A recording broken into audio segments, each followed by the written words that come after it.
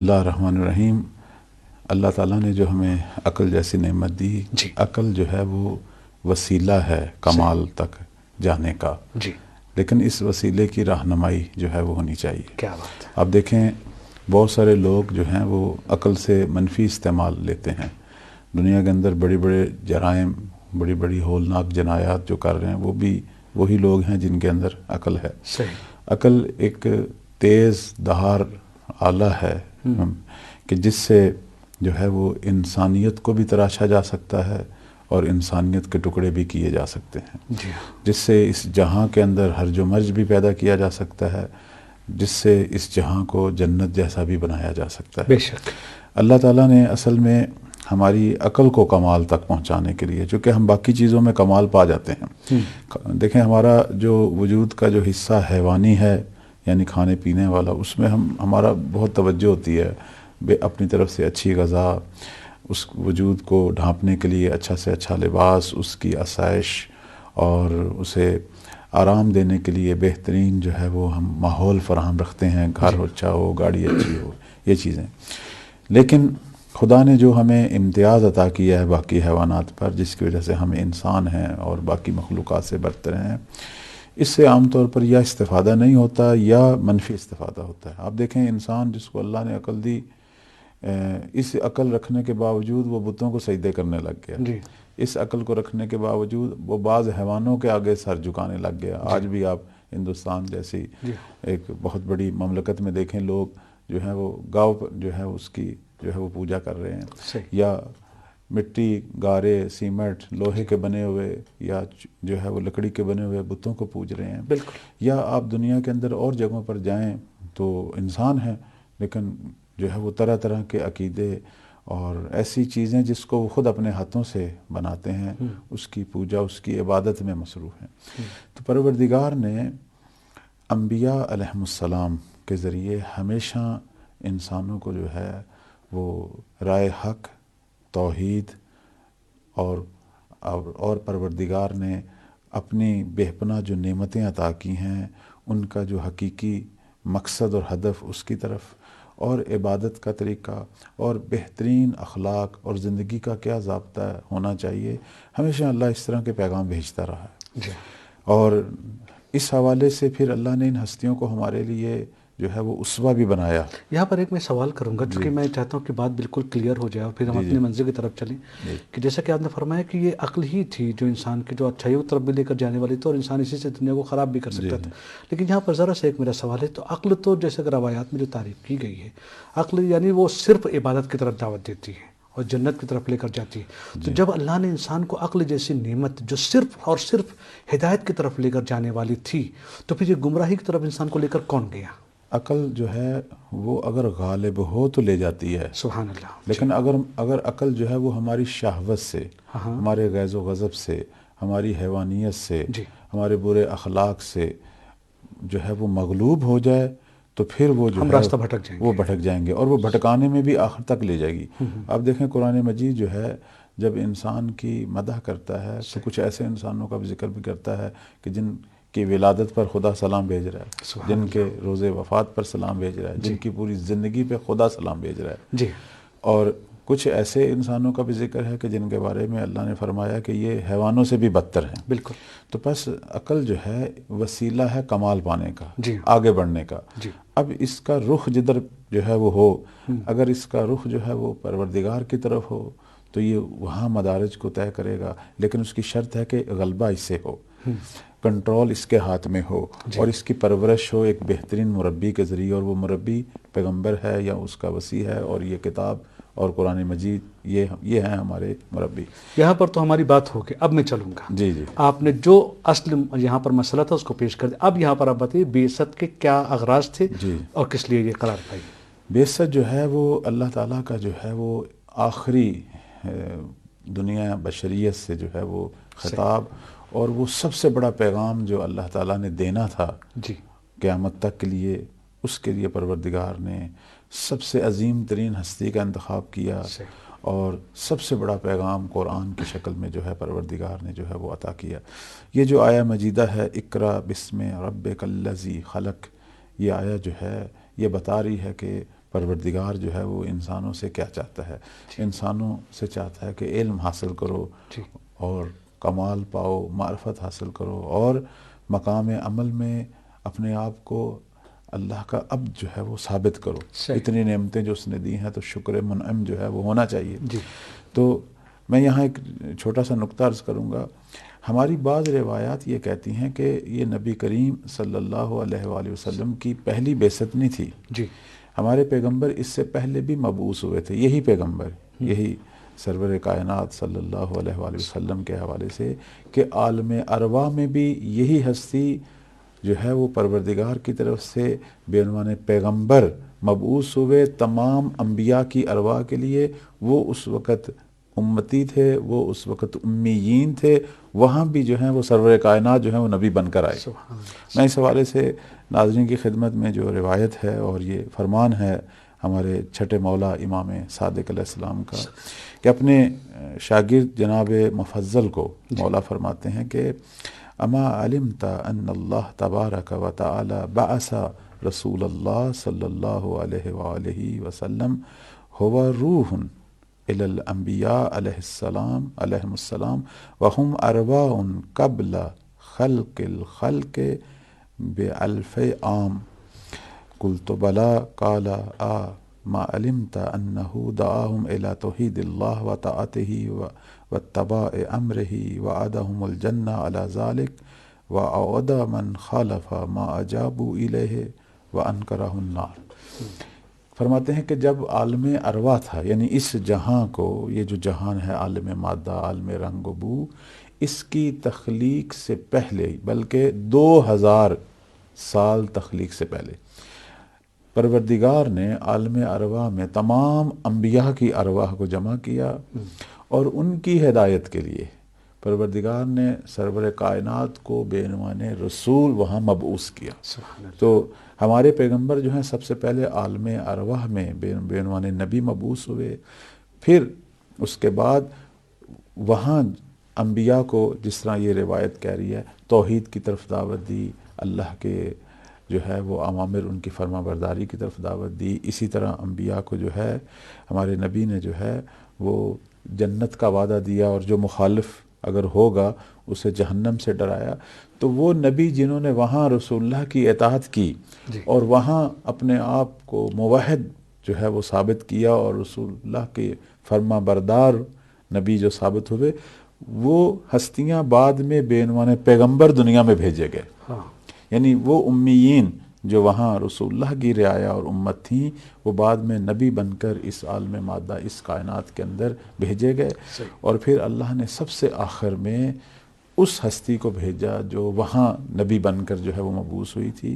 تو ہمارے پیغمبر کی یہ دوسری بعثت ہے. اور اللہ نے وہ ہستی جسے نبیوں کا نبی بنا کر بھیجا، اسی ہستی کو ہم جیسے خاکی انسان جو کہ تقصیر اور کوتاہیوں سے بھرے ہوئے ہیں، اللہ نے پھر اس ہستی کو ہماری ہدایت کے لیے چنا اور قرآن مجید کی شکل میں سب سے بڑا الہی اور عالمگیر پیغام جو ہے وہ اللہ نے اسی نبی کے ذریعے جو ہے وہ عالم بشریت کو عطا کیا. تو بعثت ہمیں بتا رہی ہے کہ خدا کی سب سے بڑی تجلی. آپ دیکھیں یہ شب جو ہے، اس شب کی جو مخصوص دعائیں ہیں، ان دعاؤں میں ہم دیکھتے ہیں کہ معصوم علیہ السلام جو ہیں وہ اشارہ کرتے ہیں، اور یہ دعا پڑھنی چاہیے جس کا آغاز یہ ہے کہ اللہم انی اسألک بالتجلی الاعظم فی ھذہ اللیلہ من شہر المعظم، کہ اس رات پروردگار جو تیری سب سے بڑی تجلی، سب سے بڑا جلوہ جو پروردگار کا جو ہے سامنے آیا، اس کا واسطہ دیتا ہوں. اور وہ کیا ہے؟ ہمارے علماء یہی کہتے ہیں کہ وہ قرآن مجید ہے. یہ قرآن مجید خدا کا سب سے بڑا جلوہ ہے، سب سے بڑا معجزہ ہے، بے شک سب سے بڑا لطف ہے، سب سے بڑا کرم ہے. اس لیے ہم دیکھتے ہیں کہ ہمارے ائمہ جو ہیں وہ اپنی عظمت جب بیان کرتے تھے تو اس الہی جلوے کے ساتھ بیان کرتے تھے. کہتے تھے کہ جیسے مولا علی علیہ السلام کے بارے میں ہم جو ہے وہ پڑھتے ہیں کہ علی مع القرآن والقرآن مع علی، یعنی قرآن جو ہے یہ زمانے کی حجت کی ہمراہی میں پروردگار کا سب سے بڑا جلوہ ہے. اور قرآن ایک ایسا جلوہ ہے کہ جس کے بارے میں ہمارے ائمہ نے فرمایا کہ اگر ہمارے عمل اور ہمارے فرامین میں بھی اگر تم نے کوئی معیار اپنانا ہے تو اسے قرآن کے ساتھ جو ہے وہ مقائسہ کریں. اگر ہماری کوئی بات آپ تک پہنچتی ہے تو حق کا معیار اور ترازو حق جو ہے وہ قرآن ہے. جی. تو اسے قرآن کے ساتھ مقایسہ کریں. اگر وہ قرآن کے خلاف نہیں ہے تو وہ پھر ہمارا ہے، اور اگر قرآن کے مخالف ہے اسے دیوار پر دے ماریں. تو قرآن مجید جو ہے وہ تا قیامت جو ہے وہ انسانیت کے لیے شاہراہ ہدایت. البتہ اس شاہراہ پہ تنہا نہیں جایا جا سکتا، ایک معلم اور مربی کی ضرورت ہے. تو قیامت تک اللہ نے جو ہے وہ محمد و آل محمد کی شکل میں ہمیں مربی فراہم کیے کہ جو قرآن کے پیش کردہ ہدایت کے راستے کو ہمیں سکھاتے ہیں اور اس پہ ہمیں جو ہے وہ کمال کی راہیں جو ہیں وہ دکھاتے ہیں. البتہ قرآن آج جو ہے وہ ہماری دوسرے لفظوں میں بے اعتنائیوں کی وجہ سے ایک مردوں کی کتاب بنی ہوئی ہے کہ جب بھی کوئی فوت ہوتا ہے تو سپارے بانٹنے شروع ہو جاتے ہیں. البتہ مردے کے لیے قرآن پڑھنا اچھا ہے اس اعتبار سے کہ کوئی ثواب، لیکن اس سے کوئی فائدہ نہیں ہو رہا. فائدہ زندہ لوگوں کے لیے تھا. قرآن اصل میں زندوں کی کتاب تھی. اس لیے ہم دیکھتے ہیں کہ آخر الزماں کی جو روایات ہیں اس کے اندر یہ بیان ہوا ہے کہ جب امام مہدی علیہ السلام ظہور فرمائیں گے اور اس حکومت کو تشکیل دیں گے کہ جس کا ایک نام قرآن کی حکومت ہے. یہ ہم روایت میں دیکھتے ہیں کہ امام زماں کی حکومت کو ایک نام جو دیا جائے گا وہ دولت القرآن ہے. کہ مہدی ہم پر حکومت نہیں کر رہا، قرآن ہم پر حکومت کر رہا ہے. اور قرآن جو ہے جیسے نہج البلاغہ میں امیر المومنین صلوات اللہ علیہ فرماتے ہیں کہ قرآن جو ہے وہ آگے ہوگا، لوگوں کی خواہشات اس کے تابع ہوں گی، لوگوں کی آراء، لوگوں کے افکار قرآن کے تابع ہوں گے. اب لوگوں نے قرآن کو اپنے افکار کے تابع کیا ہوا ہے. ہر کوئی اپنی مرضی کا مطلب قرآن سے نکالنے کی کوشش کر رہا ہے. نہیں، ایک زمانہ آنے والا ہے کہ قرآن ہماری آراء، ہمارے افکار، ہمارے عقائد، جو کچھ ہمارے دینی معارف ہیں ان پر قرآن حاکم ہوگا. اور اس کی ایک مثال معصوم جو ہیں ہمارے مولا وہ یہ دیتے ہیں کہ جب زمانہ ظہور ہوگا، جب دنیا پر قرآن کی حکومت ہوگی، لوگوں کی اجتماعی انفرادی زندگی جو ہے وہ قرآن کی روح سے تشکیل پائے گی چونکہ معلم قرآن کی حکومت ہے. فرماتے ہیں اس وقت یہ عالم ہوگا، یعنی پھر قرآن سے جو علوم ظاہر ہوں گے اس وقت یہ عالم ہوگا کہ گھروں میں بیٹھی بیویاں جو ہیں، جو خانہ دار ہیں، اگر انہیں کوئی مسئلہ شرعی میں کوئی رہنمائی کی ضرورت ہوگی تو وہ قرآن کھولیں گی اور آیت مجیدہ سے اپنے لیے خود فتویٰ جاری کریں گی. یعنی ایک گھر میں بیٹھی خاتون اسی قرآن اور معلم قرآن امام زمان ان کی بدولت جو ہے ایک فقی جتنا مقام رکھیں گی. یعنی اور اس زمانے میں ہر کوئی فقی ہوگا. پھر تو یہ باتیں جو ہیں جو آج ہم دیکھ رہے ہیں، یعنی علم اتنا وسعت اور کمال پا چکا ہوگا اور اتنا آسانی سے، اور وہ تمام جو پیچیدگیاں آج ہم دیکھتے ہیں وہ ساری مولا کے وسیلے سے ختم ہوں گی. اور ہر شخص قرآنی شخص ہوگا کہ وہ ڈائریکٹ قرآن سے اپنے مسائل کے مطابق جو ہے، جب ایک خانہ دار عورت اپنی زندگی کا مسئلہ خود قرآن سے حل کرے گی تو مرد اور وہ لوگ جو اس علمی دنیا میں کام کر رہے ہوں گے ان کا کیا مقام ہوگا. تو سب سے بڑا جو لطف ہے اللہ تعالیٰ کا، خدا نے آخری بات کہ جس کے بعد پھر خدا نے دوبارہ بات نہیں کی ہم سے، وہ اللہ نے اپنا آخری پیغام کہ جو تمام پچھلے پیغاموں سے بڑا اور جس کے بعد کسی اور پیغام کی ضرورت ہی نہیں تھی اللہ کی، وہ قرآن کی شکل میں ہم حاصل ہوئی. آغاز جو ہے وہ اس کا وہ بعثت ہے. اگرچہ ہمارے نبی کریم صلی اللہ علیہ وآلہ وسلم ہمارے اپنے عقیدہ کے مطابق جو ہے وہ حامل قرآن تھے، لیکن آغاز جو ہے یہ جو کہا گیا کہ اقرا پڑھ، اور روایت میں آتا ہے کہ ہمارے پیغمبر نے 3 دفعہ کہا کہ میں نہیں پڑھ سکتا. اب اس میں کیا مصلحتیں تھیں وہ حبیب جانے اور محبوب جانے. تو پھر کہتے ہیں پیغمبر پر ایک حالت طاری ہو گئی، جسے ہماری گفتگو میں کہا جاتا ہے غشی کی حالت، لیکن یہ نامناسب لفظ ہے. لیکن اردو زبان کی کوتاہی ہے، کوئی اور لفظ مناسب نہیں ملا، ورنہ غشی کا جو معنی ہم سمجھتے ہیں وہ عقل کا زائل ہونا ہے. لیکن پیغمبر پر جب وحی کے وقت وہ حالت طاری ہوتی تھی، یہاں عقل زائل نہیں ہوتی تھی. یہاں جس طرح کہ ہمارے ائمہ اور علماء جو ہیں اس کی تشریح کرتے ہیں، کہتے ہیں کہ پیغمبر جو ہیں وہ عبودیت کے اعلیٰ ترین مدارج میں پہنچ کر توحید میں غرق ہو جاتے تھے، جسے ہم فنا فی اللہ سے تعبیر کرتے ہیں. اور یہ ایک خدا کے ساتھ عشق کا کہ جب خدا ڈائریکٹ خود اپنے بندے سے مخاطب ہوتا ہے. دیکھیں ہمارے پیغمبر پر وحی کی کئی صورتیں ہیں. ایک تو یہ ہے کہ حضرت جبرائیل آتے تھے، اس وقت رسول اکرم صلی اللہ علیہ وآلہ وسلم پر یہ حالت طاری نہیں ہوتی تھی، بلکہ جبرائیل تو سامنے، بلکہ ہم یوں کہیں گے کہ دو زانو بیٹھتے تھے اور ہمارے پیغمبر کو جو ہے وہ اللہ کا پیغام سناتے تھے.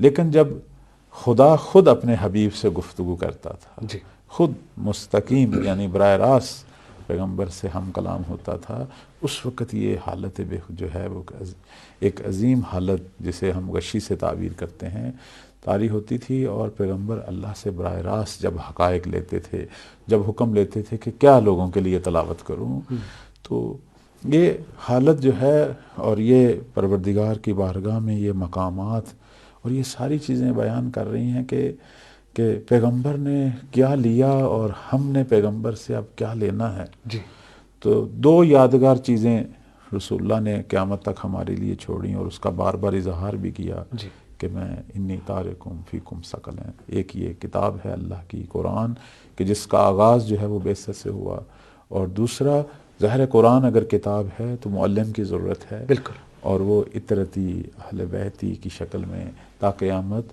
معصوم جو ہیں ہمارے ہادی، جو معلم بھی ہیں مربی بھی ہیں. ہمارے ائمہ کا جو ہے وہ سب سے بڑا مقام جو ہے وہ یہی ہے کہ وہ قرآنی مربی ہیں، وہ قرآنی معلم ہیں، اور ان کا اتنا اظہار الفت تھا قرآن سے. مولا امام سجاد علیہ السلام جو ہیں وہ فرمایا کرتے تھے مجھے دنیا کی کوئی چیز نہیں چاہیے، سب چیزیں ختم ہو جائیں، صرف میرے پاس قرآن ہو تو میں اس جہاں میں جو ہے وہ بہت آرامش کے ساتھ زندگی گزاروں گا.